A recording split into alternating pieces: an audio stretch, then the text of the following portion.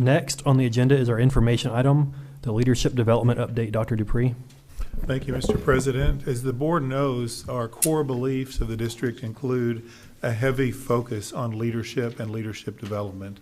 And several years ago, we presented to the board a plan to roll out a significant leadership development opportunity in the district. Tonight, we're providing an update on that.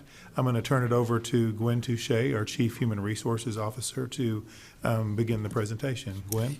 All right, thank you, Dr. Dupree. Good evening, Mr. Burdine, Dr. Dupree, and members of the board. Leadership development is part of our district's core business, and we believe student success is best achieved when we have empowered and effective leaders leading our organization. Therefore, we are committed to developing leaders at all levels. During this presentation, you will hear how leadership development has evolved over the past years with the inception of the departments of leadership experience, teacher development, and student leadership.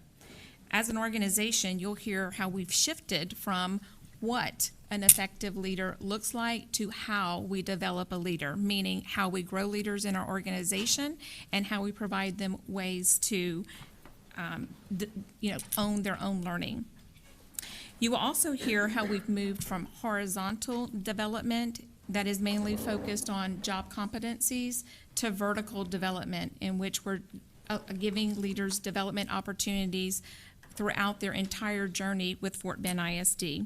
And lastly, you will learn how we've shifted from the old paradigm in which leadership was focused or resided in one person or one role to a new paradigm in which we have a collective process that is spread throughout networks of people, thus building leadership capacity within our organization.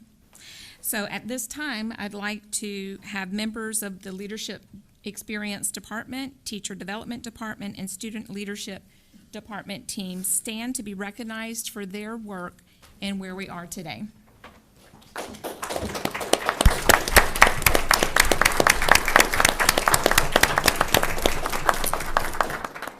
Thank you.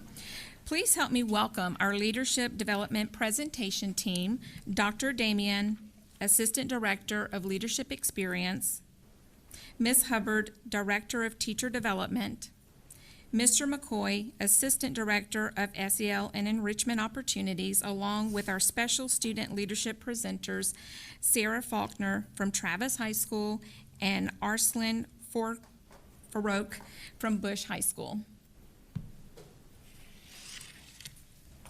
Thank you, Ms. Touche. You'll see a picture of our leadership framework on the screen in front of you. This was developed in 2016. It was approved shortly thereafter during this same period. And over the past few years, this framework has been guiding our work. I would like to showcase our accomplishments and also our future goals today in this presentation. There are four main quadrants that are closely tied to our nucleus, which is the core beliefs and commitments. However, our framework is also linked to the outer bands, which consist of many strategic processes. The intent of our strategic plan is for our strategic plan to drive work into the framework, resulting in results for Fort Bend ISD. This slide is an overview timeline of the many successful programs that we've launched in leadership experience. Each column showcases yearly progress, and you can see with our inception in 2016-17, we began developing all the way to our future priorities, which is in the current year. So our infancy really begins in 2016-17. This is when we develop infrastructure. And during this time period, we take over many important leadership training opportunities. It's also the year that we develop close partnerships with the University of Houston to develop external pipelines for our leaders. During 2017-18, this is when the real work begins. This is our pilot implementation year. And many of these pilot programs you see are still around today. However, the items that are in blue have been expanded to include a broader reach and include more people. We begin a transition in 2018-19, and we start to differentiate our learning during this time period. All of our learning outcomes focus on the individual leader at this point, and personal data is now shared with our leaders to create a more personal and meaningful experience. When we go into 2019 and 2020, our future priorities This is really exemplified by our employee. It moves from an employee leadership training model to now a model in which leaders can own and drive their own careers. So we're starting to capture more people within the system. The goal during this time is to provide opportunities for goal setting as well as mentorship, and we also provide stretch assignments for our leaders during this phase. As we move through this life cycle of a leader visual, you can see during this time period that if we were to walk through a leader's journey from the moment they interact with the district, this is what they would experience. Of course, the attraction occurs with the great reputation not only of our board and superintendent, but we also have many award-winning teachers that have presented at conferences, as well as non-district people that have presented at associations, whether at state or regional levels as well. The attract and select, if we move into the select portion, once invited to the interview, participants participate in the DIP process, which is a group interview. During this group interview process, we have participants participate in problem solving as well as collaboration and critical thinking, all with the goal of ensuring job fit and organizational fit for Fort Bend ISD. If we move around our framework, you'll see that we begin to grow talent. And our growing talent, really this consists of a lot of onboarding plans that we have for our leaders, as well as job shadowing, coaching, and mentoring is also something that's provided, as well as monthly trainings. In yellow, you'll see our succession planning, and this focuses on Fort Bend ISD identifying leaders within the district. Our goal is to promote talent at all times. During this phase, our leaders recognize talent, but not only recognize talent, but they collaborate across the district on talent to ensure that we have a well-defined system. And then lastly, we identify high potential candidates, and we develop programs to help grow and develop these people as well. Offboarding may occur on the blue arrow that you see. However, that's not our first choice, but if that does happen, we do have a systematic way of capturing exit data from our leaders that do exit during this time. Our real goal is to keep them through the promotion phase. However, if promotion is not available, they can continue through the cycle and be up for promotion at a later time as well. As we move to our future priorities, you'll see that the heart of our future priorities lies in organizational health. This is a 3-year approach to enhance campus and departmental culture, all based on employee input and employee feedback. During this time, there are 10 components of organizational health, all aimed to improve student performance by improving the culture within the campus or at the department level. Performance management in the top left is the purple area. This is an area that ensures the alignment of individual efforts to our organizational goals. The process here is to focus on feedback and coaching of the individual to improve and maximize achievement at that level, resulting in organizational performance in the end. Our career path plans is in blue in the top right. Very structured process in which employees reflect and self-evaluate on their personal status and then develop action steps in order to achieve the goals that they are seeking for themselves. We encourage leaders to own and drive their own career and also create plans for themselves at this time. In the bottom right in red, you'll see empowering future leaders. And this is really a paradigm shift. It's a process in which employees are empowered to seek career development opportunities for themselves through strategically planned cohorts that we have.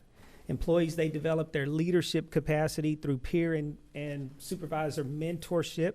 They also participate in job shadowing opportunities, and at the very end, they complete a capstone project that is something of their own choosing, all with the goal of showcasing the talents that they have in developing their leadership skills. Principal pipeline is in green in the bottom left, and this is a partnership with the Wallace Foundation that we recently undertook.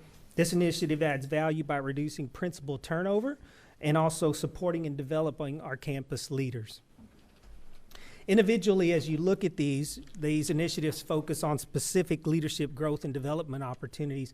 However, when you look at them collectively, I want you to see that it ensures that leadership development remains vital within Fort Bend ISD. It focuses not only on strategic processes, but it also makes sure that our processes are aligned. And lastly, that they're impactful for all stakeholders. Now we're going to hear from Melissa Hubbard in teacher development.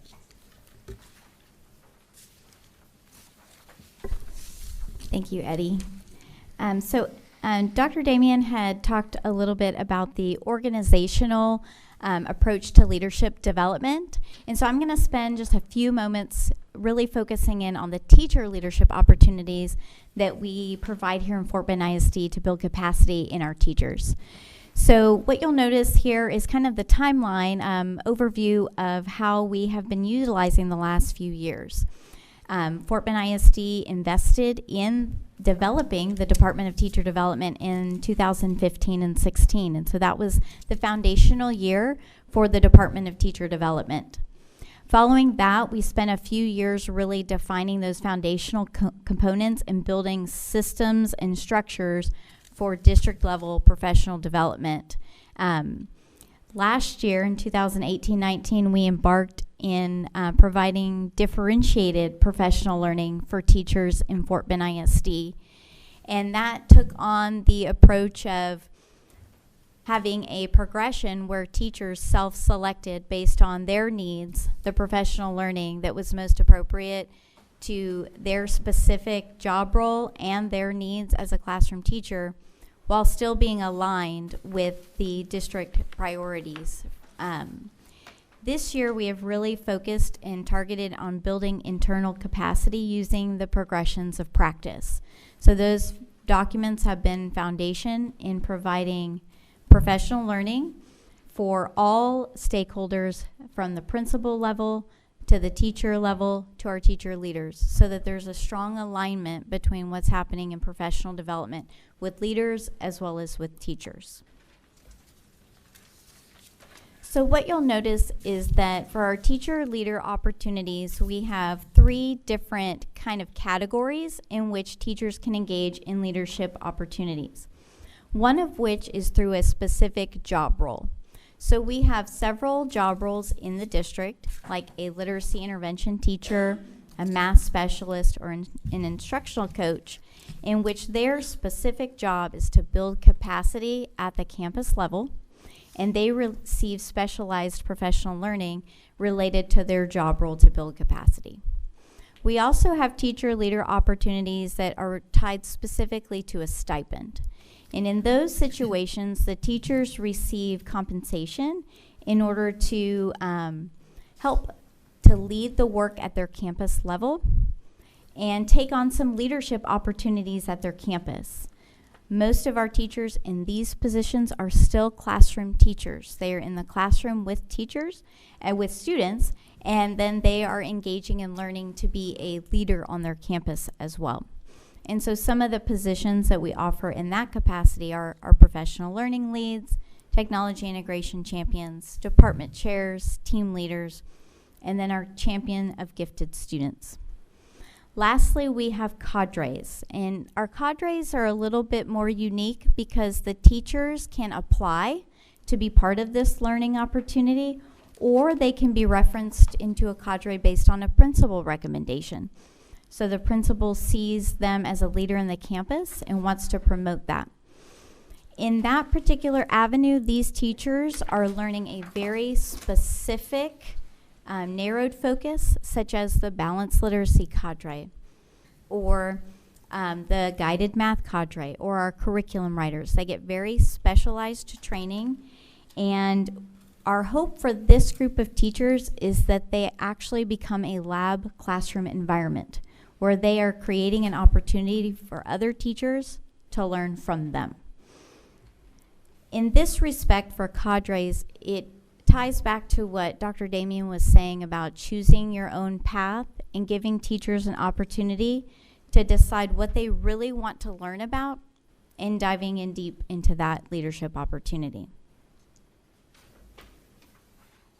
So regardless of which opportunity a teacher has engaged in with building capacity, we follow this specific cycle of learning. And so all of these teacher leaders engage in a specific learning experience that's tied back to the purpose for why they are a teacher leader. And so that learning experience is targeted to that specific role that they're playing on the campus. After that, they engage in evidence of practice. So we're expecting these teacher leaders to put those that learning into practice to be doing those things in their classroom and bringing back artifact to show that they are actually implementing the things that they're learning about in order to revise and improve their own practice. The last piece of that is a lab classroom environment.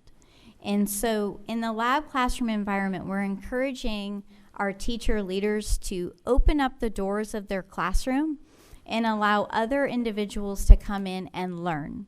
They're modeling those practices that they're learning about in the classroom with kids, and then they're saying, come see what's happening in here.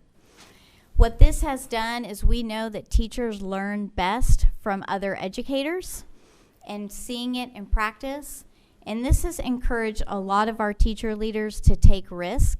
We ask our students to take risk, and we're wanting to create a learning environment where kids will take risks. And this creates an opportunity for our educators, our teachers, to take risk and show others the great things that are happening in their classroom. So this year we are in the development stages of a teacher leadership framework. And so you'll see on the screen certain components that we are building out to promote teacher leadership in Fort Bend ISD.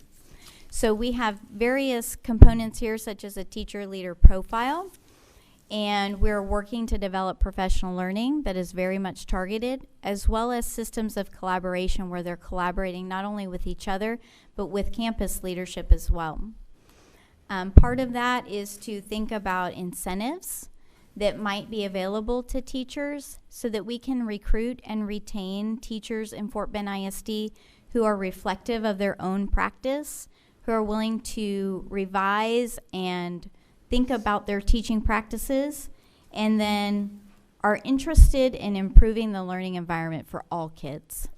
And so we are working to develop this framework, and we are excited to be able to support this work in Fort Bend ISD.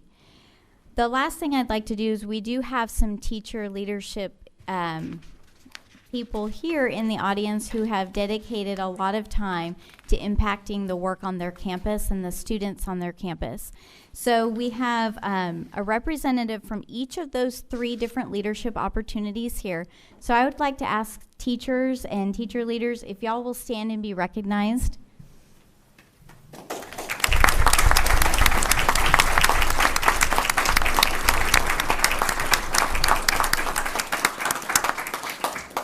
Now I'd like to turn it over to Mr. McCoy and the students.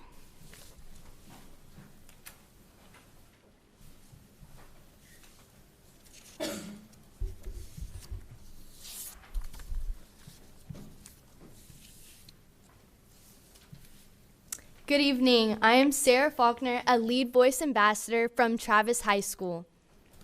My name is Arslan Farouk. I am a member of the Student Leadership 102 program representing George Bush High School. Go Broncos.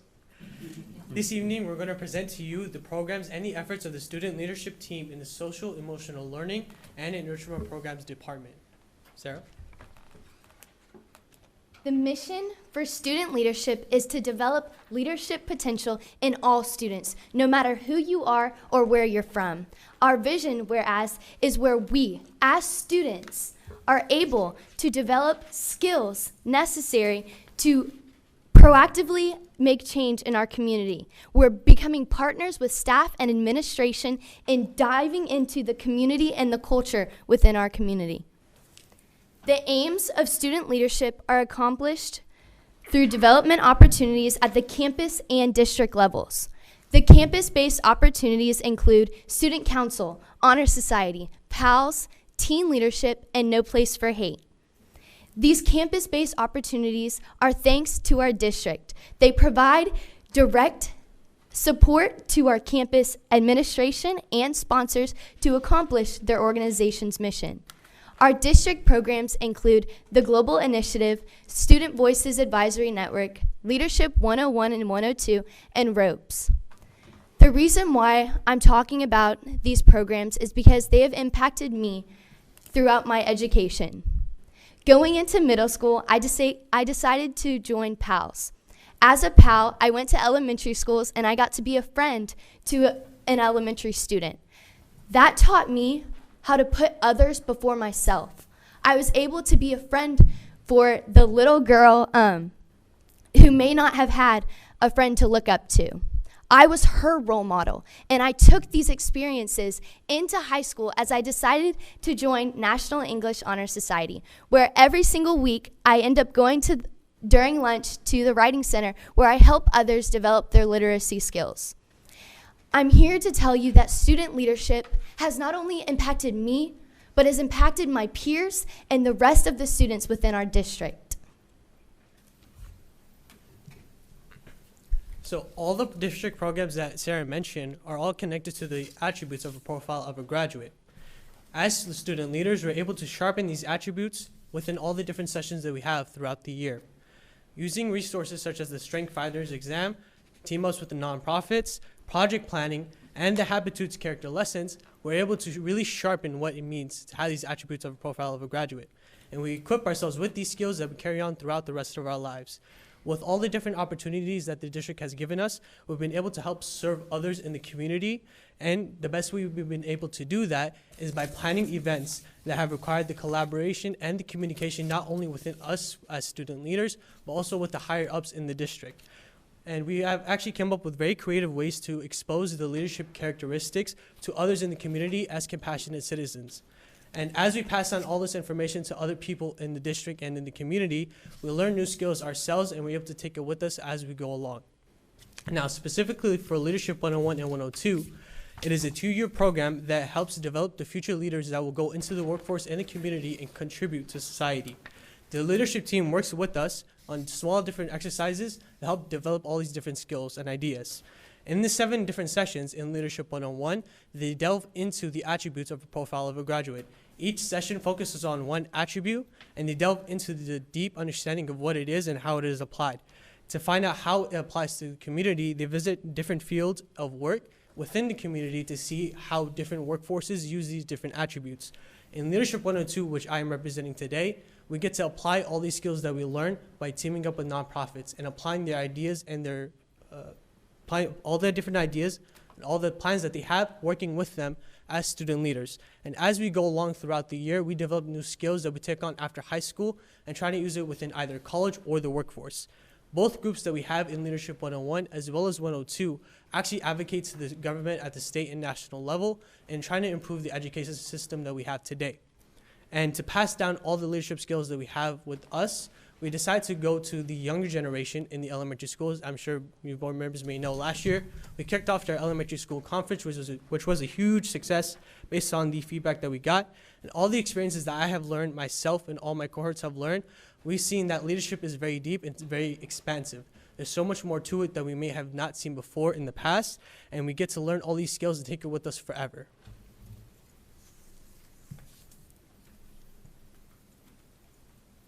As I mentioned before, I am a Lead Voices Ambassador, or a second-year ambassador for the Student Voices and Advisory Network.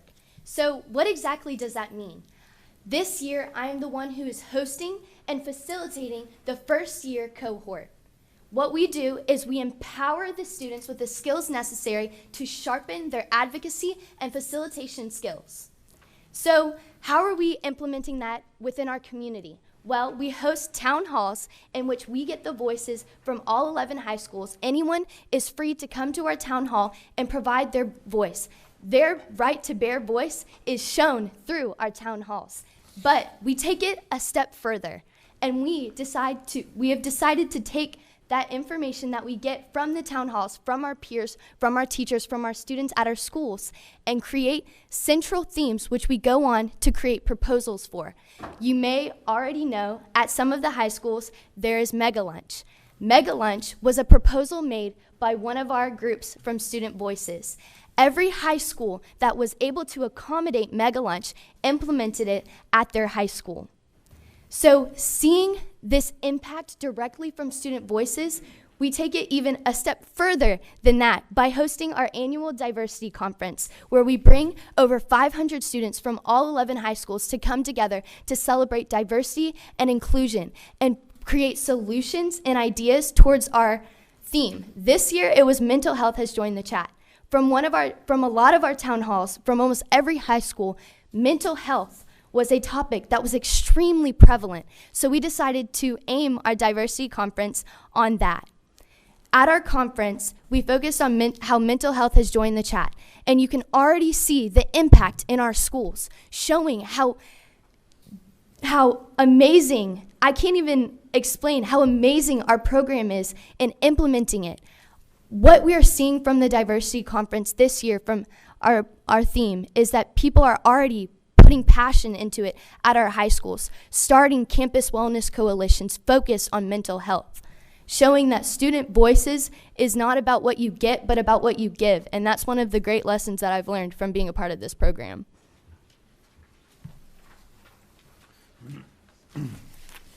Now, I can think of no greater illustration of the impact of our work than the presentation that Arslan and Sarah just gave, so we're extremely proud of you for that.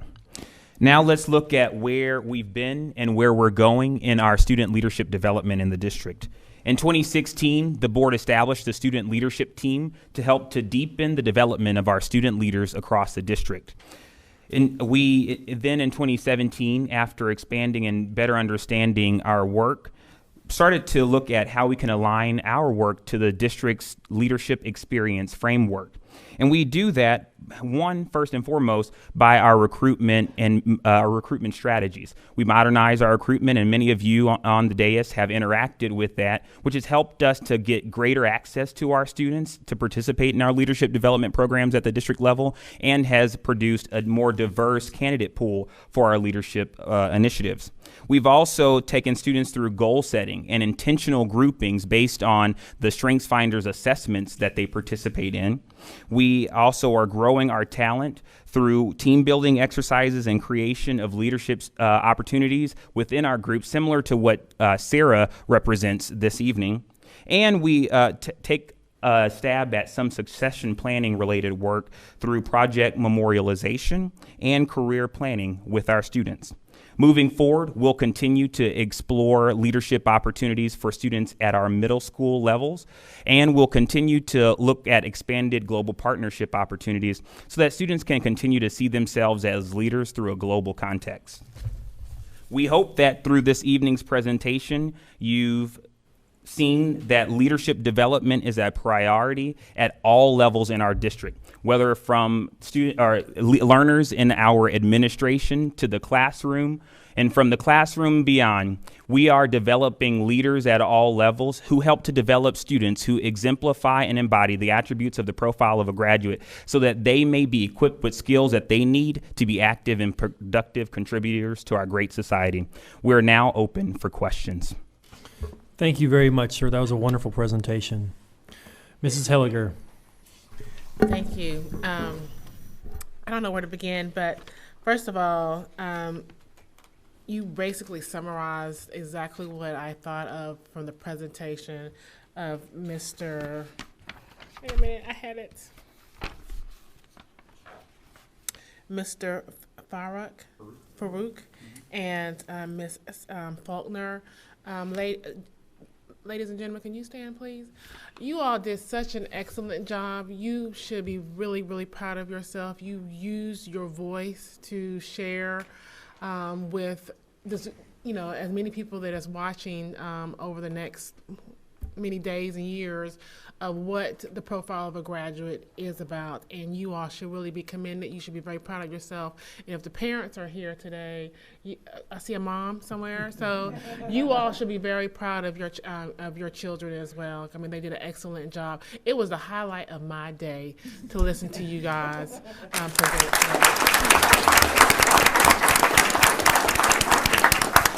So, you all can be seated, thank you. So I do want to ask a question around, so I saw, this is an excellent presentation. It's a lot of work that was put into it around developing our employees, whether it be just, it looks like regular employee leadership as well as teacher leadership.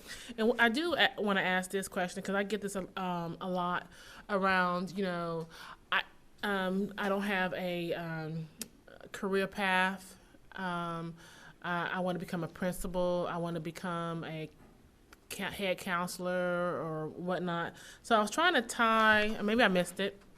so excuse me if I did. If I looked at page 4 talked about the employee leadership, and you had some opportunities there around principal onboarding, assuming that principal and AP onboarding programs. And now, does that feed from the teacher leadership opportunities on page 9? Because I know you only focused here in this particular presentation around literacy intervention teachers, math specialists, instructional coach. Is that do you have to do that in order for you to become a principal? So I want to just kind of see, how does this feed into this piece? Yes, ma'am. So with the onboarding process, that's really for our new leaders.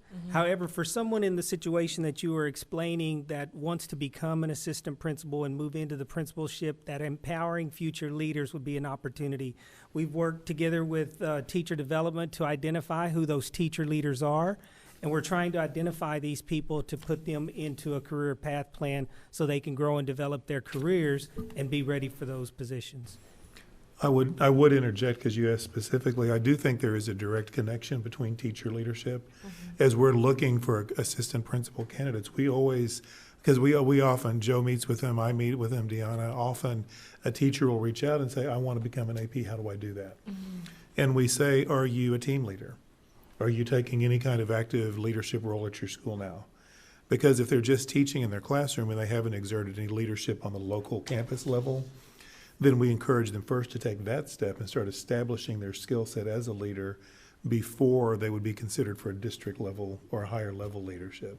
So if there is direct connection, often what you're going to find is individuals in those categories on page 9 feed them directly into APs. But one of our missions, and I think Melissa might want to address this a little bit, we want teachers to feel comfortable staying teachers. Because I think one of the problems we're facing in education right now is that people think they need to move from teacher to administration to make money or get more authority.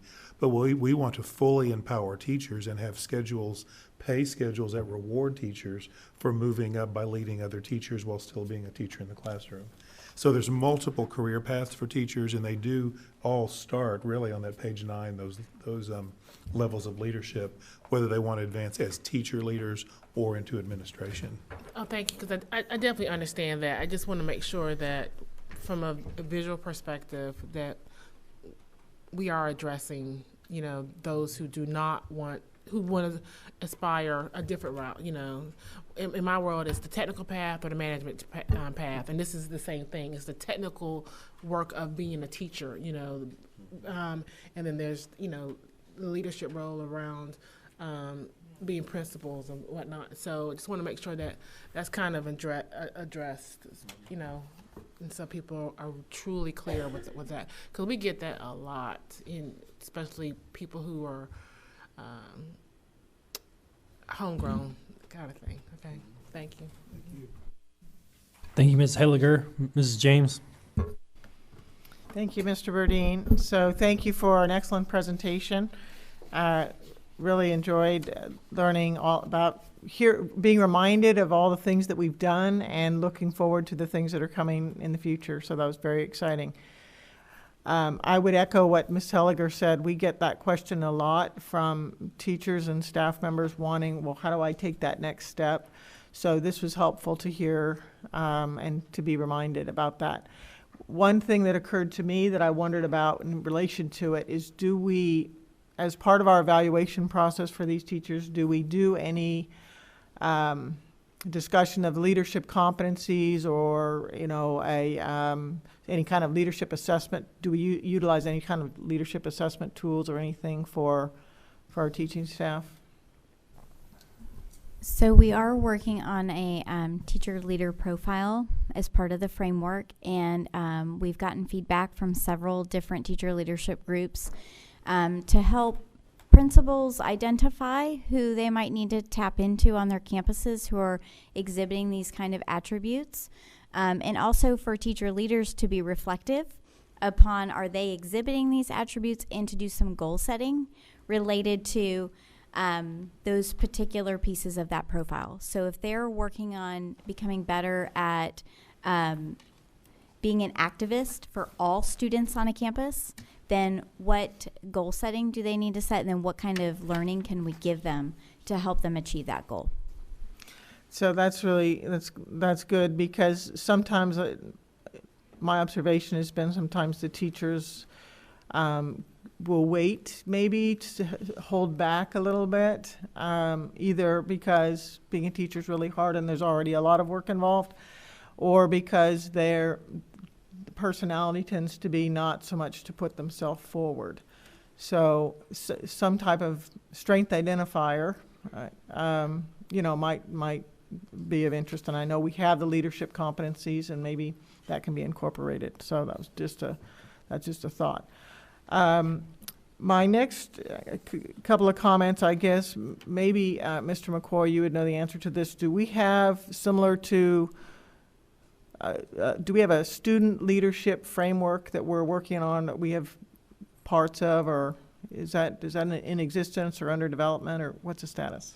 Yep, so we don't have a visual like Leadership Experience has, but we've worked with Leadership Experience to align to the existing framework that we have for our adult leaders, so that we give our students greater access to those same sort of resources that they're using to develop in Leadership Experience to our students. So right now, we don't have a separate framework. We've rather worked to meld and align with the existing framework. Okay, thank you. And that's probably, I heard you also say earlier that you're talking about working on your middle school leadership program. So I suspect as we're going from one level to the next in the secondary schools, it'll maybe become more necessary to coordinate those different efforts. So so that's good. And I guess the other thing I wanted to say is, similar to Ms. Helliger, is that it's very, very nice to hear from students in the boardroom. So Sarah and Farouk, we appreciate you being here. I know I've seen you present in other venues, and I was at the diversity conference, so I got to hear when mental health joined the chat. So I appreciate your leadership and coming tonight to take time out of your evening to share with us. One thing that occurred to me is, particularly as you were talking about your journey from middle school to high school, I started thinking about exposure of our elementary school students to leadership opportunities. Now, I know there's an elementary school leadership conference. I don't know much about it, but I also think, too, it just occurred to me that maybe some of our elementary school, if they're not being pushed or given the opportunity, they may be missed in the leadership development pipeline, if you will. So I'm just throwing that out there because, again, exposing kids and making sure everybody has a chance to be exposed to leadership and finding their place is important. Would you have any comments on that, Dexter? Yeah, so thanks to the board's vision, last year we were able to host the very first elementary leadership conference. Huge success. There were 3 separate conferences on Saturdays for our students. We had over 500 students that we impacted through those. This year, because of the feedback we received, we'll be continuing the conferences, but we'll do it on a school day. And so that's going to happen in April, the second week in April. And so we're happy that our Leadership 101 and 102 students will then be pouring back into our elementary learners.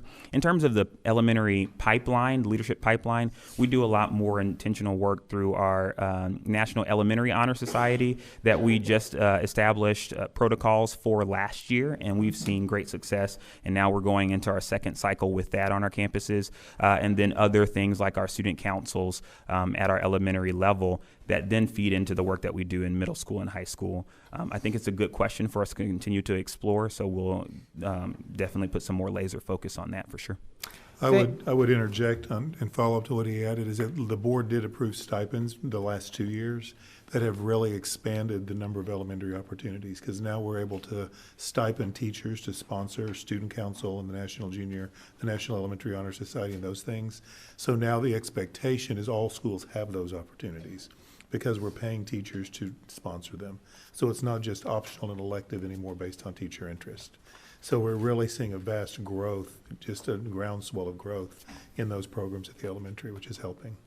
Yeah, that's great, and I'd forgotten about that, but thanks for that reminder, because having the student councils or the honor societies and things like that, yeah, do give a chance for a lot more kids to have an opportunity. So thank you very much. Excellent presentation. Thanks for blending all the pieces together, and we can see it's working from the boardroom to the classroom, so appreciate that. Thank you, Mrs. James. Mr. Rosenthal. Thank you. First, I'd also like to echo my colleagues' sentiments about having students speak in the boardroom. You guys followed a great presentation that we had last month as well from the group at Dulles, and so you guys did a great job. Thank you for coming. I was at all three of the elementary forums last year, and I appreciate the students, the 101, 102 leadership students for leading that. And I didn't participate in all the individual groups, but I was there for the intros and the beginnings, and it looked like it was a successful program.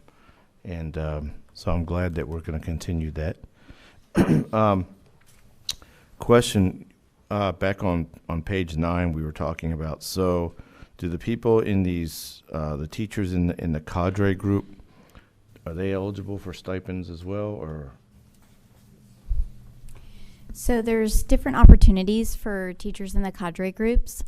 For instance, when you look at curriculum or PD support, they receive compensation for writing the curriculum, and they can also receive compensation for presenting. So we utilize them as presenters for summer professional development. Okay. So they're teaching other teachers. Okay. And then the other instructional cadres really focus on during the day type of training. So when a teacher, say, opens up her classroom and other teachers get to come in and watch what happens and observe, is that something that's encouraged on campus, or is it something that the teachers really want to do? Because I'm just concerned that, I was like, yeah, well, I do that too, or whatever. I mean, is it appreciated? Is it being used? Yes, we've been, the first year there was a little bit of hesitation because you're very vulnerable to open up your classroom and have your colleagues critique you, so to speak. So we've spent a lot of time training the people who might facilitate that, and the teachers really training their staff on what it looks like. And that's why we call it a lab classroom instead of a model classroom, because they're learning too, and they're learning the practice, and then they're trying it. And so our teacher leaders who are doing this in their classrooms are open to feedback from their colleagues. So we've really made it a kind of a reciprocal learning experience instead of you're coming in to watch me and I'm going to do it perfectly. And that's taken a lot of the pressure off. And it's also my door is open. This is what I'm working on. If you've got time, stop in and see it. We've also started doing learning walks, and we have a lot of teachers this year that have started participating in campus support team walks, where they're with district employees, campus leaders, and teachers all walking into classrooms together. So it's been a really neat experience. I think if you can continue to cultivate that positive culture where it's not a gotcha culture and whatever, I think that's also a game changer for the district. I really do. I just think that's important, so thank you. And then finally, do we expect or have we seen or do we expect to see a decrease in turnover as we provide more leadership opportunities, for all our employees? And is there a way to measure that? So I'll take that one. We have measured, we have seen the attrition numbers go down. We've actually set that as one of our performance measures in HR, and so we're benchmarking this year to evaluate that every year. So we're looking at the promotions within our organization. And I don't want to be quoted, but I believe that we hired 12 out of 14 of our assistant principals within our organization. We're looking specifically at principals, and the numbers were high like that as well. So we have seen improvement, and we will continue to measure it over the years to come. Great. Okay. And if I may, I'm sorry. No, was go that ahead. it? No, thank you. Yes.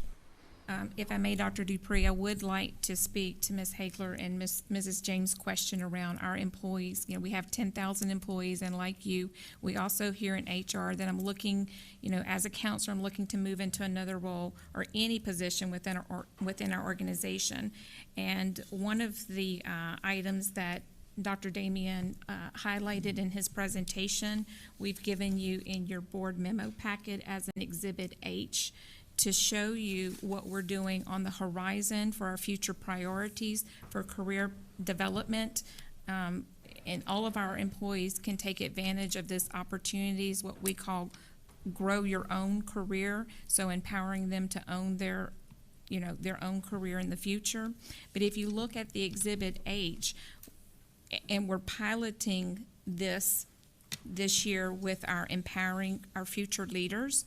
But what it allows them to do is to go through this cycle of first assessing for themselves, where are they? What feedback have they gotten from their leaders? Are they ready for a career change? And then the next phase would take them through goal setting, so clearly defining what it is that they want to do when making a career change. And that brings them around to exploring opportunities to get themselves in front of people to show their work and what their capabilities are in our organization. And as we move around to the development part of the cycle, we've developed a template. It's called a career path plan that walks them through actions that they define for themselves to get them where they have set their goals to be.